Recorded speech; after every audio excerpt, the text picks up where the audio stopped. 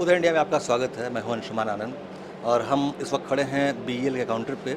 और बीईएल ने एक कंपनी के साथ बहुत ही इंपॉर्टेंट एमयू साइन की है, जिसके बारे में हम एक्सप्लेन करें। जैन जैन जी, क्या है खास इस एमयू में और इस तकनीक में क्या खास है? अच्छा, AI as a technology, artificial intelligence, ये एक गेम चेंजर है। जहाँ पे भी हमारे एग्जिस्टिंग प्रोडक्ट्स हैं उनमें एआई एज ए टेक्नोलॉजी लगाने के बाद जो वैल्यू एडिशन होगा, जो एंड यूजर को जो बेनिफिट मिलेगा रियल टाइम पे, वो इस पर्टिकुलर एमओयू के थ्रू हम अचीव करना चाहते हैं। इसमें हमने क्या किया है कि एग्जिस्टिंग जो प्रोडक्ट है हमारे, उस प्रोडक्ट का जो रॉ डेटा है उसको हम एआई फ्रेमवर्क को देंगे।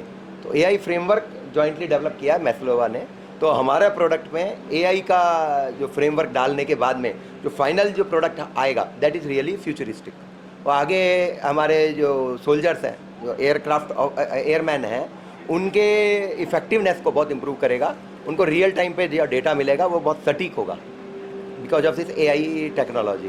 तो ये हमने प्लान किया है। RWR जो है हमारा radar warning receiver, how to integrate that with the AI framework, that will be our first project. And इसके बाद में एक और प्रोजेक्ट हमने प्लान किया है इसमें कि हमारा एक IACCS नेटवर्क है, उस पर्टिकुलर नेटवर्क में कैसे एआई डाल करके हम कमांड एंड कंट्रोल सिस्टम को और इम्प्रूव करें। तो ये 2 प्रोजेक्ट इनिशियली प्लान किए हैं मैस्लोवा के साथ। और क्योंकि ये टेक्नोलॉजी एमर्जिंग है, there are many more offshoots of this technology for air defence applications. इस तकनीक में क्या खास है? क्या ये दुश्मन के रडार के डेटा को कंपाइल करके उसका लैग पॉइंट, यानी उसमें से कौन सा समय हमारे लिए बेहतर होगा, ये निकालने की कोशिश करता है? नहीं, ये बताता है कि रडार, दुश्मन के रडार कहाँ हैं, किस डायरेक्शन में, उस रडार की कैरेक्टरिस्टिक्स क्या है, वो कौन सा रडार है। क्योंकि अगर हमें उसका सटीक जानकारी मिल जाए रियल टाइम में, तो उससे हम काउंटर मेजर्स जो होते हैं वो इफेक्टिव यूज करें, या we can avoid, our aircraft can avoid that particular threat. तो इन दोनों के लिए अभी तक क्या होता है, रियल टाइम पे जो हमारे इन्फॉर्मेशन प्रोसेसिंग होती थी वो डिस्प्ले पे बहुत एलिमेंट्री लेवल पे आती है ऑपरेटर को, पायलट को। एआई डालने के बाद में वो रियल टाइम मिलेगी। एक्चुअली ये सारी प्रोसेसिंग अभी करते हैं ग्राउंड पे, उसको हम बोलते हैं एलिंट सिस्टम। तो ELINT system is a non real time system. AI ये फ्रेमवर्क लगाएंगे हम जब एयरक्राफ्ट के ऊपर ही अलॉन्ग विद RWR, तो वो उसको रियल टाइम एलिंट कैपेबिलिटी देगा।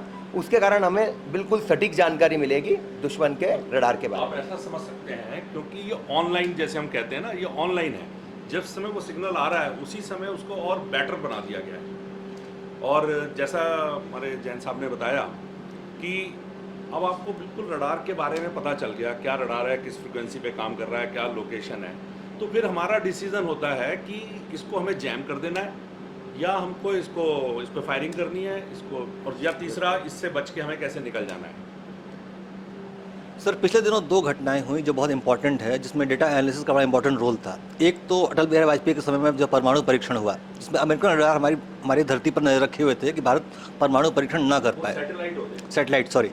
और दूसरा, जब हमने सर्जिकल स्ट्राइक किया पाकिस्तान के ऊपर, कि तो हमारी जो फौज थी दुश्मन के रडार से बचते हुए उसमें घुस पाई। क्या ये कमाल मतलब एआई तकनीक और डेटा एनालिसिस की वजह से हो पाया? हाँ, डेफिनेटली। उस वक्त, खैर 2 साल पहले ये घटना हुई है, 2 साल में उस वक्त भी हमारा एक प्रिमिटिव एआई फ्रेमवर्क था overall command and control system के साथ, जो बिल्कुल सटीक जानकारी दी दुश्मन के रडार और उनके बारे में। और उसके थ्रू हमारे जो पायलट थे वो सही जगह पे गए और सेफली वापस आ गए। अब ये रियल टाइम एआई के कारण ये effectiveness will be further improved. मतलब कि ये पूरा ऑपरेशन अब पायलट अपने खुद के डिसीजन पे ले पाएगा। अभी तक वो डिसीजन लिया गया था with the help of ground station also. तो वो एक गेम चेंजर हो गया। Now pilot is autonomous, he can take this decision there itself, then and there itself. उसको टाइम लैग नहीं होता, तो he can see the situation, he can plan in the air itself. अभी उसको ground से support मिलता है, उसके थ्रू वो करता है जॉइंटली, जो लाइक ए जॉइंट ऑपरेशन है। जब हमने उसको ऑटोनोमस बना दिया with this capability, AI capability, तो हमारे पायलट के पास सारी इन्फॉर्मेशन होगी, वो वहीं पे डिसीजन लेकर के दुश्मन का क्या न्यूट्रलाइज करना है या कैसे अवॉइड करके वापस आना है स्ट्राइक करके, वो सारे काम पायलट खुद ही कर लेगा। तो that's why it is a game changer. AI is a game changer technology for next generation war. और जैसे कि ये चीज़ ही आर्टिफिशियल इंटेलिजेंस है, तो इंटेलिजेंस जितना एक्सपीरियंस बढ़ता है उससे और वो सुधरती चली जाती रहती है। तो आगे जैसा जैन साहब ने बताया कि इसके बहुत कुछ होगा। मतलब आपका जितना डेटा इकट्ठा होता जाएगा, उसका जितना डेटा आप फीड करते जाएंगे, आपको भी इम्प्रूव, ये अपने आप लर्न करता है। दैट्स व्हाई इसमें डेटा ड्रिवन है। एआई टेक्निक में क्या होता है, जितना ज़्यादा डेटा मिलता है उतना ही अच्छा हम प्रिडिक्शन करते हैं और अच्छा हम ह्यूमन माइंड को रिप्लेस करते हैं। जैसे हम लोग भी तो जितना अनुभव होता जाता रहता है उतने हमारे डिसीजन अच्छे होते जाते रहते हैं। जो पीछे की गलतियां की और उनकी जो सफलताएं थी उसके बेस पे सिस्टम अपने को इम्प्रूव करता है।